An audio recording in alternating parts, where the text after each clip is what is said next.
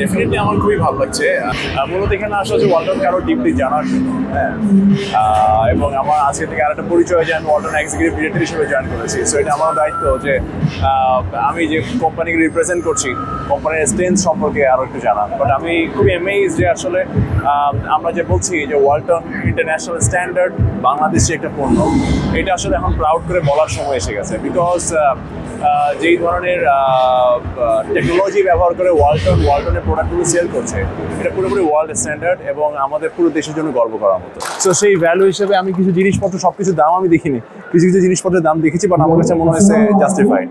অনেক সময় আমরা দেখি যে বিদেশি কোম্পানিগুলো দেশে মার্কেটটা দখল করে। আসলে এই ওয়ালটনের এই এক্সিবিশনগুলো সাধারণ মানুষকে বিদেশি কোম্পানিগুলোর থেকে আমাদের দেশীয় যে কোম্পানিগুলো আছে এগুলোতে কত চাহিদা আসলে?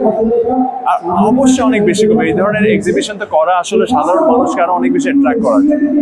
যে মানুষ যাতে নর্মালি আমরা কি বলি, সে বিদেশি পণ্য বলতে আমরা বুঝি যে খুবই ভালো পণ্য, হ্যাঁ।